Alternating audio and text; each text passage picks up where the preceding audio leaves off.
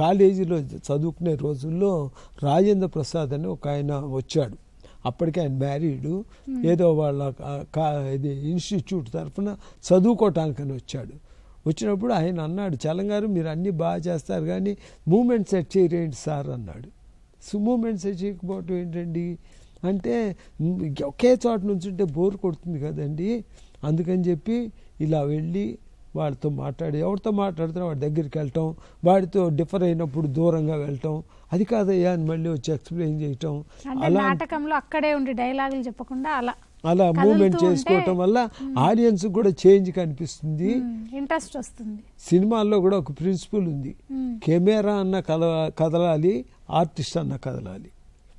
Artist ఇక్కడే నుంచుని చెప్తుంటాడు, కెమెరా ఇలాగా వెళ్తుంది, ట్యాలీ వేసుకుంటాడు. ఇప్పుడు ఫేస్ నుంచి ప్రొఫైల్కి వస్తుంది, సెషన్ షాట్ అంటారు దాన్ని, అట్లాంటివన్నీ వస్తాయి సినిమాల్లో.